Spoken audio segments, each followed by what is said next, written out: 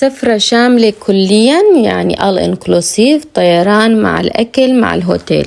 سافرت كتير قبل، لكن لأول مرة عم أحجز بهالطريقة. أكيد كل شخص وقت يسافر عنده طموح إنه يلاقي أشياء معينة. أنا بالنسبة لي كان كتير مهم إني أشوف البحر والشط والرمل والشمس، لأني عن جد نحن اللي عايشين بالسويد بالذات أنا بحس عن جد بزيارتي هاي كسبت كتير من الصحة. يعني كنت حاسة جسمي صاير مثل رجل الآلي، أعصاب جسمي مجمدة.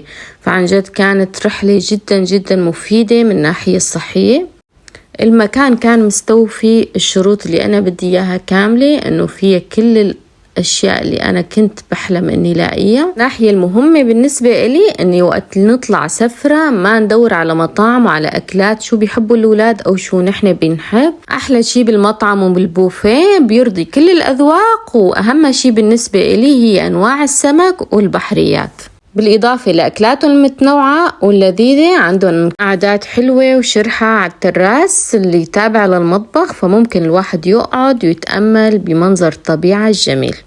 السفرة كلها بكفي، والتين هاي بكفي عن جد. أنا عندي التين من ألذ أنواع الفاكهة، ونحن ما عم لاقيه كتير بالسويد. الأذواق أكيد مختلفة بالأعداد مثل الأذواق بالأكل تماما. ففي أعداد كمان على البحر، يعني اللي بيحب الرواق الهدوء ممكن يقعد هنيك. أنا أولادي كبار، لكن لو كانوا صغار كانت هاي الشغلة حتكون أهم شغلة عندي، إنه هن عندهم روضة أطفال هنيك.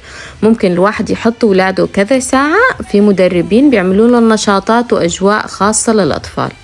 وجبات السناك موجودة للأطفال ما بين الوجبات الرئيسية. طبعا النشاطات والحفلات كانت متنوعة وبتناسب جميع الأذواق وجميع الأعمار. رحلة عائلية كاملة بترضي جميع الأذواق. أنا رح نزل فيديوهات أكتر فيها تفاصيل عن الرحلة، بس اللي عنده أي استفسار أو فضول يعرف أي شيء اكتبولي بالكومنت، لأني أنا للأمانة مصورة كتير تفاصيل بس ما بعرف شو المهم أو كل شخص شو بيحب، فهيك رح تسهلوا علي شو بدكن أني نزل بالفيديوهات الجاية.